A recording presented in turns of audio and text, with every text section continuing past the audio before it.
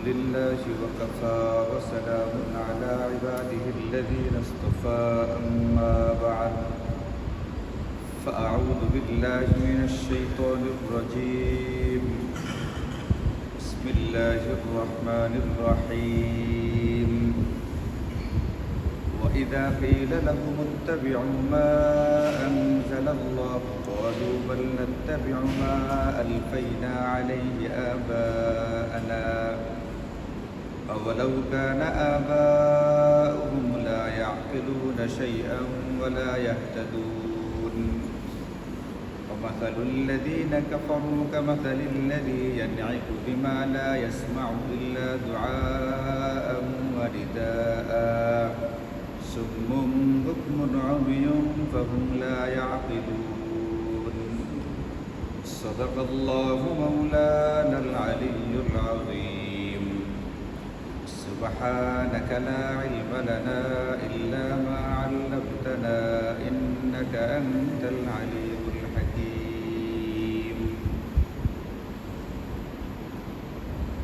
الحمد لله আল্লাহ পাকের মেহেরবানিতে আমরা আমাদের নিয়মিত তাফসীরের মাহফিলে বসার সুযোগ পেয়েছি। আজকে আমরা আমাদের ধারাবাহিক তাফসীরের জন্য সূরাতুল বাকারা এর 170 এবং 71 এই দুটি আয়াতে কারিমা তেলাওয়াত করেছি। প্রথম আয়াতে কারিমার মধ্যে আল্লাহ তাআলা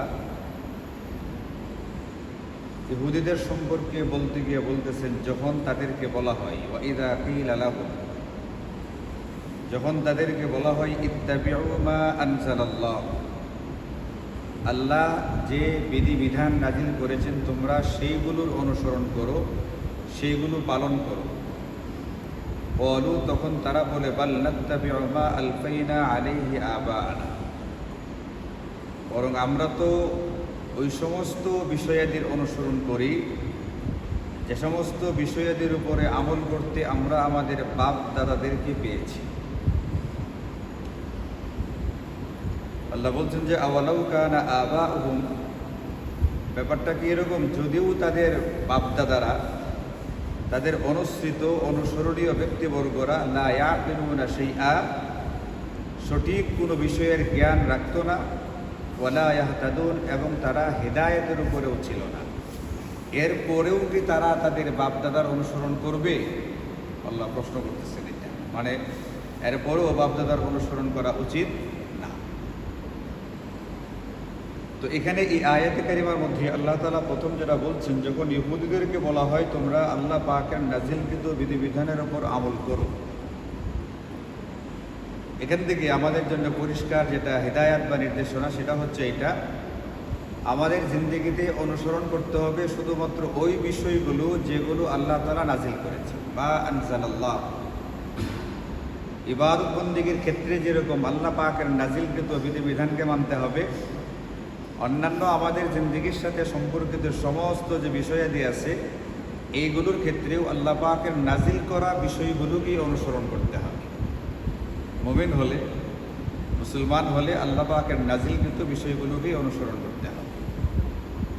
এখন ইহুদিরা এক তো হলো যে এটা তারা করতো না, আল্লাহ পাকের নাজিলকৃত বিধানগুলোর উপরে আমল করতো না, এটা একটা দোষ। এই দোষটা আল্লাহ তাআলা এখানে উল্লেখ করে আমাদেরকে সাবধান করছেন, তোমাদের স্বভাবটা যেন ইহুদিদের মতো না হয়।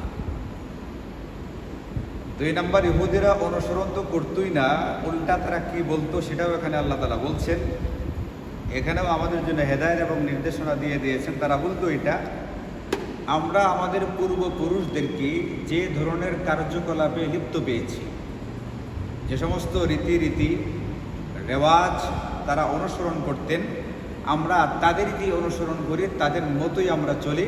অন্য নতুন কোনো বিধান, যদিও সেটা আপনার দাবি অনুযায়ী আল্লাহ পাকের নাজিল করা, আমরা সেটা মানতে রাজি না। এটা ইহুদিরা এই কথাটা বলতো। এখান থেকে পরিষ্কার আমাদেরকে বলে দেওয়া আছে, এটা বাপদাদার অন্ধ অনুসরণ করবার সুযোগ আমাদের জন্য নেই। তারা যে বাপদাদার অনুসরণ করত, তারা কি করত? তাদের বাপদাদারা মূর্তির পূজা করত, দেবদেবীর পূজা করত, বিভিন্ন রকমের কোরআন সুন্নাহর দৃষ্টিতে যে অপরাধ, এগুলো তো কোরআন সুন্নাহর দৃষ্টিতে অপরাধ ছিলই। এমনকি সাধারণ মানুষের যাদের বিবেক বিবেচনা ঠিকঠাক আছে, তাদের দৃষ্টিতেও এমন কোনো অকাজ কুকাজ নাই যারা তা করতো না। তো তারা যে কাজগুলো করতো এরা বলতেছে আমরা সেইগুলোই করব যেগুলো করতে আমরা আমাদের বাপ দাদাদেরকে পেয়েছি। এখন তাদের এই যে কথাটা যে আমরা নতুন কোনো বিষয় মানতে রাজি না, এতদিন আমরা যে রীতিনীতির উপরে দেখে আসছে আমাদের পূর্বপুরুষদেরকে, আমরা সেইগুলোর উপরেই থাকবো। সেখানে আল্লাহ পাক ধমক দিয়ে বলছেন তোমাদের বাপদাদারা, এই সমস্ত ইহুদিদের বাপদাদারা লা ইয়াকিলুনা শাইআন, ইয়াকিলুনা আকল থেকে, আকল মানে জ্ঞান বুদ্ধি বিবেচনা বোধ। তো তোমাদের বাপদাদাদের সহি বিবেক বিবেচনা ছিলই না, তারা আকল খাটায় কোনো কাজ করবে, কোনটা ভালো কোনটা মন্দ এতটুকু তারা বুঝতো না। এবং সবচেয়ে বড় কথা ওয়ালা ইয়াহতাদুন, তারা আসমানি হিদায়তের উপরে ছিল না। আল্লাহ পাকের পক্ষ থেকে দেওয়া যে হিদায়ত, তারা সেই হেদায়তের উপরে ছিল না। এর পরেও কি তারা তাদের বাপদাদাদেরকে মানবে? এখানে মুফাসসিরিনে কেরাম পরিষ্কার বলছেন এটা আল্লাহ তাআলা আমাদেরকে এটা বলছেন যে না, এর পরেও তাদেরকে অনুসরণ করা যাবে না। কারণ তাদের ভিতরে আকল জ্ঞান বিবেক বুদ্ধি খাটাইয়া কোনটা ভালো কোনটা মন্দ এটা বুঝবার মতো জ্ঞানও ছিল না, আবার তারা আসমানি হেদায়েতের উপরেও ছিল না। এই জন্যে অন্ধ অনুসরণ করতে গিয়া পিতা মাতাকে যেরকম অন্ধ অনুসরণ করা যাবে না, নেতা নেত্রীদের অন্ধ অনুসরণ করা যাবে না। আমার যারা উপরে আছে, আমার বাবা আমার দাদা আমার চাচা আমার জ্ঞাতি গোষ্ঠীর যারা মুরব্বী, তারা আমাকে যা বলবে আমি কোরআন সুন্নাহর সাথে না মিলে তা করতে থাকবো নির্দ্বিধায়। এই সুযোগ যেরকম আমার সামনে নাই, এরকমভাবে আমরা যাদেরকে অনুসরণ করি নেতা নেত্রী বা যেই হোক না কেন, তারাও যা বলবে সেটাই করে ফেলতে হবে। এটা করবার সুযোগ আমাদের জন্যে। এই আয়াতের 3-4টা আয়াত আগে কিন্তু একটা আলোচনা গেছে এখানে অনুসরণকারী ব্যক্তিবর্গ এবং অনুসরণীয় ব্যক্তিবর্গ, এই দুই দলের কি হাসর হবে হাসরের ময়দানে, এই সম্পর্কিত আলোচনা কিন্তু এই 2-3টা তাফসির আগে একটা আলোচনা গেছে এখানে। তো ওখানেও আমাদেরকে জিনিসটা পরিষ্কার করে দেওয়া হয়েছে এটা আমি যাদেরকে মানি অনুসরণ করি তারা যাই বলবে তাই আমাকে করে ফেলতে হবে, এরকম করে আমাকে দুনিয়াতে পাঠানো হয়নি। এই জন্যে বাপদাদার যেরকম অন্ধ অনুসরণ করা যাবে না, নেতা নেত্রীদের অন্ধ অনুসরণ করা যাবে না, এমন কোনো পীর সাহেবের অন্ধ অনুসরণ করা যাবে না যে পীর সাহেবের উপরে পুরাপুরি আস্থা রাখা যায় না, এমন কোনো ব্যক্তির অনুসরণ করা যাবে না যার ব্যাপারে পুরাপুরি আস্থা রাখা যায় না। এখন এখানে এই যে বাপদাদা নেতা নেত্রী অনুসরণীয় ব্যক্তিবর্গ তাদেরকে যে অন্ধভাবে অনুসরণ করতে মানা করা হয়েছে, কেন করা হয়েছে শেষ অংশের ভিতরে বুঝাই দিয়েছেন আল্লাহ তাআলা। এই কারণে যে তাদের সুস্থ বিবেক বুদ্ধি বিবেচনা ছিল না, এটা একটা। এবং 2 নম্বর তারা আসমানি হেদায়েতের উপরে মানে আল্লাহ প্রদত্ত হেদায়েতের উপরেও ছিল না, এই কারণে তাদের অনুসরণ করা যাবে না। কিন্তু অসুবিধা হচ্ছে এটা এক জায়গা থেকে আরেক জায়গায় ফেতনা টেনে নেওয়া হয়। এখন পৃথিবীতে একদল লোক বের হয়ে গেছে যারা এই কথা বলতে চায় এই আয়াতে কারিমার মধ্যেই আল্লাহ তাআলা বলছেন এটা যে বাপ দাদাদেরকে অন্ধ অনুসরণ করা যাবে না। এখান থেকে তারা বলতে চায় সুতরাং কোনো মাযহাবের ইমামকেও অনুসরণ করা যাবে না। তাদের কথা হলো এটা আল্লাহ এখানে বলছেন যে ইহুদিরা যখন বলল আমরা আমাদের বাপ দাদাদেরকে যে আদর্শের উপরে পেয়েছি যা করতে দেখেছি আমরা সেগুলোই করব, আল্লাহ পাক নিন্দা করছেন এটা। এখন তারা বলে সুতরাং যার তার অনুসরণ করা যাবে না, মাযহাবের ইমামদেরকেও মানা যাবে না, সরাসরি কোরআন হাদিস মানতে হবে, এর বাইরে যাওয়ার সুযোগ নাই। এখন তাদের বুঝতে ভুলটা কোথায় হয়েছে এই ব্যাপারে ইমাম কুরতুবী তার তাফসীরের কিতাবে পরিষ্কার বুঝিয়ে দিচ্ছেন এইটা এই আয়াতের আগের অংশ পরের অংশ আগে মিলাও এবং কুরআনুল কারীমের অন্যান্য আয়াতগুলোর সাথে মিলাইয়া তারপরে তুমি সিদ্ধান্ত দেও যে ইমামদের মুস্তাহিদ যারা নাকি কোরআন সুন্নাহর গবেষক তাদের অনুসরণ করা যাবে কি যাবে না, এই সিদ্ধান্ত দেওয়ার আগে আয়াতটার আগে পরে ভালো করে খেয়াল করো। আয়াতের প্রথম অংশে বলা আছে বাপদাদাকে অনুসরণ করা যাবে না। আল্লাহ বলছেন কেন করা যাবে না? কারণ তাদের সুস্থ বিবেক বিবেচনা ছিল না এবং তারা আসমানি বা আল্লাহ প্রদত্ত হেদায়েতের উপরে ছিল না, এই জন্যে অনুসরণ করা যাবে না। এর মানে হচ্ছে যে বাপদাদা আমাকে ভুল পথে পরিচালনা করার জন্য আদেশ দেয়, যে বাপদাদা আমাকে কোনো গুনাহের কাজের আদেশ করে, যে বাপদাদা নিজেই আদর্শের উপরে ছিল না, আসমানি হেদায়েতের উপরে ছিল না, যারা আমাকে ভুল বিশ্বাস আকীদা লালন করার জন্য উৎসাহিত করে, যারা আমাকে গুনাহের কাজ করবার জন্য লাগাইবার ফিকির করে, এই বাপদাদাকে অনুসরণ করতে মানা করা হয়েছে। এবং তার কারণটাও এখানে বলে দেওয়া হয়েছে, তাদের সুস্থ বিবেক বুদ্ধি ছিল না এবং তারা আসমানি হেদায়েতের উপরে ছিল না, এই কারণে এই বাপদাদার অনুসরণ করা যাবে না। কিন্তু যে বাপদাদা, যে নেতা নেত্রী, যে অনুসরণীয় ব্যক্তিবর্গ হেদায়েতের উপরে থাকবে, আসমানি হেদায়েতের উপরে থাকবে, এবং যে পূর্বপুরুষেরা সুস্থ বিবেক বুদ্ধি যারা ধারণ করেন তাদের অনুসরণ করা যাবে, এতে কোনো রকম অসুবিধা নেই। এখন আমাদের যারা ফুকাহায়ে কেরাম, যারা মুজতাহিদিনে কেরাম, ইমামে আজম, ইমামে আবু হানিফা, ইমাম মালিক, ইমামে শাফিঈ, ইমামে আহমদ ইবনে হাম্বল রহিমাহুল্লাহ, ইনারা কি আমাদেরকে ভুল পথে পরিচালনা করছেন নাকি শরীয়ত মানতে আমাদেরকে সহযোগিতা করছেন? শরীয়ত মানতে সহযোগিতা করেছেন। কিভাবে? আল্লাহ তাআলা কুরআনুল কারীমে ইরশাদ করেছেন, ফাসআলু, তোমরা যাও গিয়া জিজ্ঞেস করো। গত শুক্রবারও কিন্তু আপনাদেরকে একটা হাদিস শুনিয়েছিলাম। এক নারী সাহাবী আয়েশা নবীজির কাছে মাসালা জিজ্ঞেস করলেন। যার যে মাসালা জানা দরকার সে আলেমের কাছে গিয়া মাসালা জিজ্ঞেস করে নেবে। ফাজাইল শিখতে হয় আম মজমাতে, মাসাইল শিখতে হয় ব্যক্তিগতভাবে, যার যেটা প্রয়োজন সেটা জিজ্ঞেস করে নেবে। আল্লাহ বলছেন যাও ফাসআলু, গিয়া তোমরা জিজ্ঞেস করো। আহলা যিকর, আহলা যিকর মানে আহলাল কুরআন, কোরআনের আলেমকে জিজ্ঞেস করো। ইন কুনতুম তা'লামুন লা তা'লামুন, যদি তোমার কোনো বিষয়ে ইলম বা জ্ঞান না থাকে, যে মাসালা তোমার জানা নাই, ওই মাসালাটা তুমি একজন আলেমের কাছে কী করো? গিয়া জিজ্ঞেস করো। জিজ্ঞেস করার জন্য বলা হয়েছে। এটাকে বলে তাকলিদ। যে জিনিসটা আমি বুঝি না, এটা একজন পারদর্শী জ্ঞানী ব্যক্তিকে জিজ্ঞেস করে তার কথা অনুযায়ী তার উপরে আস্থা রেখে আমি আমল করলাম, এই যে তাকে অনুসরণ করলাম, এটাকে বলে তাকলিদ বা ইত্তেবা। এখন এই তাকলিদটা শরীয়তে নিষিদ্ধ না, কারণ কুরআনুল কারীমের এবং হাদিসের অনেক হাদিস আয়াত দ্বারা এটা প্রমাণিত, পৃথিবীর সমস্ত মানুষ আলেম হতে পারবে না, পৃথিবীর সমস্ত মানুষ আলেম হবে না। এখন যারা আলেম হবে না, এটা হবে না, একটা হলো সে এই লাইনে পড়াশোনা করেই নেই, আরেকটা হলো তার ভিতরে আলেম হওয়ার যোগ্যতাটাই নেই। একটা হলো অন্য লাইনে পড়াশোনা করতে গিয়ে সময় পার হয়ে গেছে, আরেকটা হলো তার ভিতরে আলেম হওয়ার সেই মেধা বা যোগ্যতাটা নাই। এই ব্যক্তিগুলো শরীয়তের উপরে আমল করবে না। আমল করতে গেলে কিভাবে করবে? যার উপরে আস্থা রাখা যায় যে এই আলেমের কাছে গেলে ইনি আমাকে কোরআন সুন্নাহর সঠিক মাসালাগুলো বলে দিবেন, যার উপরে এতটুকু আস্থা রাখা যায় তার কাছে যাবে, তার কাছে গিয়ে জিজ্ঞেস করে তারপরে সে আমল করতে থাকবে। এর মানে এই না আমি যার কাছে মাসালা জিজ্ঞেস করলাম তিনি তার মনের ইচ্ছা মতো মাসালা বলে দিছে, মনের ইচ্ছা মতো না, তিনি কোরআন সুন্নাহ থেকে গবেষণা করে মাসালা বের করে এরপরে আমাকে বলে দিচ্ছেন, আমি তার কথা মতো আমল করতেছি, মানে তার দেখানো অনুযায়ী কোরআন সুন্নাহর উপরেই আমল করতেছি। তিনি যদি কোরআন সুন্নাহর বাহিরে গিয়া নিজের মন মতো গুরু মাসালা বলে দেন, এটার উপরে তো কি করা যাবে না, আমল করা যাবে না। মাযহাবের ইমামগণ আমাদেরকে, আমরা সবাই যেহেতু কোরআন সুন্নাহয় পারদর্শী না, আমরা সবাই যেহেতু কোরআন সুন্নাহ থেকে সমস্ত বিধিবিধান খুঁজে বের করে আহরণ করে এগুলোর উপরে আমল করব, এতটুকু যোগ্যতা সম্পন্ন না, এই জন্য তারা কোরআন সুন্নাহ থেকে মাসালাগুলো বের করে আমাদের জন্য সহজ করে দিচ্ছেন। এটাকে বলা হয় থেকে ফিকহ। আমরা ফিকহের উপর আমল করতেছি। ফিকহ কোরআন সুন্নাহ থেকে নিয়ে আসা নির্যাস, কোরআন সুন্নাহ থেকে বের করা নির্যাসটাকে বলে ইলমে ফিকহ। আমরা সেই ফিকহের উপর আমল করতেছি।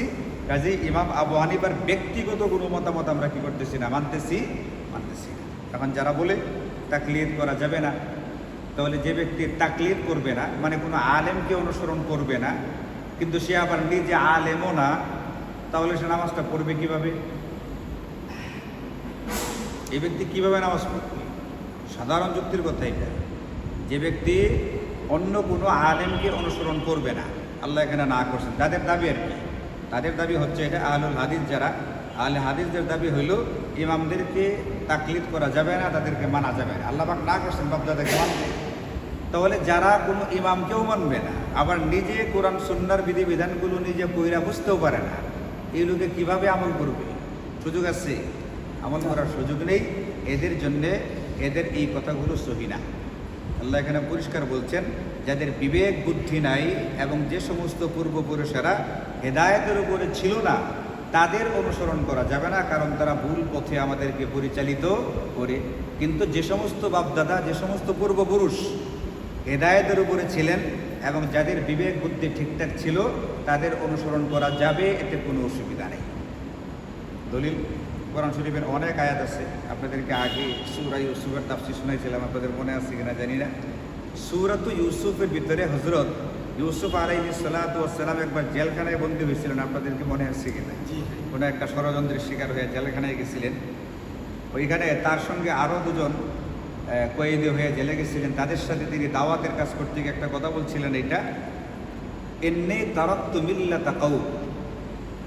হযরত ইউসুফ আলাইহিস সালাম বলতেছেন, আল্লাহ পাক তার কথাটাকে কোরআন শরীফে নকল করছে, আমি ওই সম্প্রদায়ের আদর্শকে ছেড়ে দিয়েছি, আমি ওই সম্প্রদায়কে অনুসরণ করি না যে সম্প্রদায় লা ইউমিনুনা বিল্লাহি, আল্লাহর উপরে ঈমান রাখে না, ওয়া হুম বিল আখিরাতি হুম কাফিরুন, এবং যারা পরকালকে অস্বীকার করে। হযরত ইউসুফ আলাইহিস সালাম বলতেছেন, আমি আমার ওই সমস্ত পূর্বপুরুষদের আদর্শকে অনুসরণ করি না। কোন পূর্বপুরুষ? যারা আল্লাহর উপরে ঈমান রাখে না এবং পরকালে বিশ্বাস করে না, আমি তাদের আদর্শ মানি না। তাহলে এখান থেকে পাওয়া গেল, যে সমস্ত পূর্বপুরুষেরা, যে সমস্ত নেতা নেত্রীরা, যে সমস্ত অনুসরণীয় ব্যক্তিবর্গরা আল্লাহর উপরে যথাযথ ঈমান রাখে না এবং কাজে কর্মে কথাবার্তায় পরকালে বিশ্বাস করে বলে বোঝা যায় না, তাদেরকে অনুসরণ করা যাবে না। 2 নম্বর আয়াতে তিনি বলতেছেন, তবে আমি ওয়াত্তাবা'তু মিল্লাতা আবাই ইব্রাহিম ওয়া ইসহাক ওয়া ইয়াকুব, আমি আমার বাপদাদার আদর্শের অনুসরণ করি। কোন বাপদাদা? একজন ইব্রাহিম, একজন ইসহাক এবং একজন ইয়াকুব।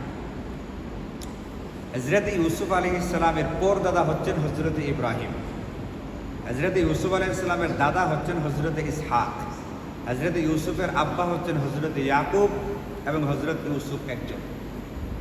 এই চার পুরুষ নবী, টানা 4 পুরুষ। হযরত ইব্রাহিম নবী, তার ছেলে হযরত ইসহাক নবী, তার ছেলে হযরত ইয়াকুব নবী, তার ছেলে হযরত ইউসুফও নবী। চতুর্থ পুরুষ হযরত ইউসুফ। তিনি বলতেছেন, আমি আমার পূর্বের 3 জন যে বাপদাদা আছেন, আমার বাবা, আমার দাদা এবং পরদাদা, আমি তাদের আদর্শের অনুসরণ করি। ওয়াত্তাবা'তু মিল্লাতা আবাই, আবা মানে হচ্ছে পিতৃপুরুষ। আমি আমার পূর্বের পিতৃপুরুষদের আদর্শের অনুসরণ করি। তিনি অনুসরণ করেন, এই অনুসরণ করাটাকে আল্লাহ পাক সমর্থন করেছেন এবং সেটা আল্লাহ তাআলা কুরআনুল কারীমে উল্লেখও করে দিয়েছেন। প্রথম অংশ বলছেন, তাদের আদর্শ মানি না যারা নাকি আল্লাহর উপরে ঈমান রাখে না, পরকালকে অবিশ্বাস করে।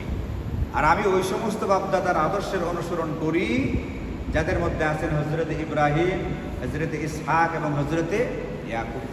তাহলে এখানে তো পরিষ্কার বলে দেওয়া আছে, বাপদাদার আদর্শ কি করা যাবে? অনুসরণ করা যাবে। প্রথম অংশ ওনাদেরকে কেন অনুসরণ করেন নাই? কারণ তারা সহি হেদায়েতের উপরে না। আর পরের 3 জনকে অনুসরণ করতেছেন, পরের 3 বাপদাদাকে মানতেছেন। কেন মানতেছেন? কারণ তারা কিসের উপরে আছেন? হেদায়েতের উপরে ছিলেন। হযরত ইব্রাহিম আলাইহিস সালাম চিনেন না? নাম শুনছেন না? হযরত ইসহাক আলাইহিস সালাম, হযরত ইয়াকুব আলাইহিস সালাম, 3 জন নবী। এনারা কিসের উপরে ছিলেন? আসমানি হেদায়েতের উপরে ছিলেন। সুতরাং তাদেরকে আমি অনুসরণ করি। হযরত ইউসুফ বলতেছে, সুতরাং আমার বাপদাদা, আমার নেতা নেত্রী, আমার যারা অনুসরণীয় ব্যক্তিবর্গ, তারা যদি আসমানি হেদায়েতের উপরে থাকে, কোরআন সুন্নাহর আদর্শের উপরে থাকে, তাহলে তাদেরকে অনুসরণ করা যাবে। শুধু যাবে এটা না, বরং তাদেরকে অনুসরণ করাটা প্রশংসনীয় একটা ব্যাপার। এটা আমাদেরকে এই আয়াতে উৎসাহিত করা হয়েছে। আর যে বাপদাদা, যে পূর্বপুরুষ, যে নেতা নেত্রী, যে অনুসরণীয় ব্যক্তিবর্গ আমাদেরকে ভুল পথে পরিচালিত করে, তাদের অনুসরণ করা যাবে না, এটা এখানে বোঝানো হয়েছে। তাহলে ঢালাওভাবে এই কথা বলবার সুযোগ নাই যে আমি কাউকেই মানি না, কাউকে অনুসরণ করি না। এটা আসলে এইভাবে চলাটা সম্ভব করি না। আপনি দুনিয়ার ছোট কোনো একটা কাজ করতে গেলেও কাউকে না কাউকে মানতে হয়। মাঝে মাঝে গিয়ে দেখবেন মোটরসাইকেলে সার্ভিসিং করে যারা, চায়ের স্টলে গিয়ে দেখবেন এই সমস্ত দোকানে ছোটো ছোটো ছেলেরা থাকে। এই ছেলেগুলো এখানে থাইকা থেকে আস্তে আস্তে তার যে কী থাকে, তার যে উপরে যেটা থাকে আর কি, মূল যে কারিগর থাকে, তার কাছ থেকে কাজ শিখতেছে। চায়ের দোকানে থেকে দেখে চা বানানো শিখে, চা বিতরণ করা শিখতেছে। দুনিয়ার যে কোনো কাজ শিখতে গেলে আরেকজন উপরওয়ালার কাছ থেকে কী করতে হয়? তাকে যে ঠিকঠাক মতো জিনিসটা শিখাবে, তার কাছ থেকে শিখে নিতে হয়। কাজে আমি কারো কি মানব না, কারো অনুসরণই করব না, আবার আমি কোরআন হাদিসের কিনা পর্যাপ্ত এলম ধারণও করি না, রাখিও না, তাহলে আমি শরীয়তের উপর আমলটা করব কিভাবে? এই জন্য যারা এই কথা বলে যে কাউকে অনুসরণ করা যাবে না, তাদের এই কথা সহি না। সুতরাং আমাদেরকে ইমাম যারা আছেন, নির্ভরযোগ্য আলেম যারা আছেন, তাদের অনুসরণ করতে হবে, তাদের কাছে যেতে হবে, তাদের কাছ থেকে জিজ্ঞেস করতে হবে। যেমন গত শুক্রবারে বললাম, এক নারী সাহাবিয়া নবীদের কাছে আসছিলেন মাসালা জিজ্ঞেস করার জন্য। কী মাসালাটা আপনাদেরকে মনে আছে? কী মাসালা জিজ্ঞেস করার জন্য আসছিলেন একজন নারী সাহাবি? হজের ব্যাপারে। মাশাআল্লাহ, হজের ব্যাপারে জিজ্ঞেস করতে আসছিলেন। আমার আম্মা একটা মান্নত করছিলেন হজের ব্যাপারে, মান্নত করার আগে ইন্তেকাল করে গেছেন। এখন এটা কি মানে এটা পূরণ করা আমাদের উপরে কি দায়িত্ব কি না, এটা জিজ্ঞেস করার জন্য আসছিলেন। এর মানেই হচ্ছে এই হাদিস থেকে আমাদেরকে শেখানো হয়েছে যার যে মাসালা জানা দরকার সেটা জানার জন্য কার কাছে যাবে? নির্ভরযোগ্য আলেমের কাছে তাকে যেতে হবে, সে ওখানে যাবে। সুতরাং এই জিজ্ঞেস করাটা, জানাটা এবং ওই জেনে তার উপরে আমল করা, এটা শরীয়তে কিনা নিষিদ্ধ না। যেখানে কোরআনে আল্লাহ বলছেন তোমরা যাও গিয়ে আলেমদেরকে কী করো, জিজ্ঞেস করো, সেখানে নিষিদ্ধ হবে কিভাবে? তাহলে নিষিদ্ধ কোনটা? যে বাপ দাদা সহি আদর্শ শুরু করে নেই। আজকে একটা আয়াতই হলো, এতটুকুই থাকুক। তো আমাদের জন্য এক নম্বর শিক্ষণীয় বিষয় হচ্ছে এটা, আমাদের জিন্দেগির সকল ক্ষেত্রে অনুসরণ করতে হবে আল্লাহ পাকের নাজিলকৃত বিধানের উপরে। 2 নম্বর, বাপদাদা যা করতে দেখেছি ঢালাওভাবে বাপদাদার সমস্ত কাজের উপরে কাজ করা বা আমল করা যাবে না। 3 নম্বর, বাপদাদাকে অনুসরণ করা যাবে শুধুমাত্র সেই সময় যখন আমার বাপদাদা সহি বিবেক বুদ্ধি, সুস্থ মস্তিষ্কের অধিকারী হবেন এবং যখন তারা কুরআনি এবং আল্লাহ প্রদত্ত হেদায়েতের উপরে জিন্দেগি যাপন করবেন, তখন তাদের অনুসরণ করা যাবে। এছাড়া তাদের অনুসরণ করবার সুযোগ আমাদের জন্যে। ওয়া আখিরু দাওয়ানা আলহামদুলিল্লাহি রাব্বিল আলামিন।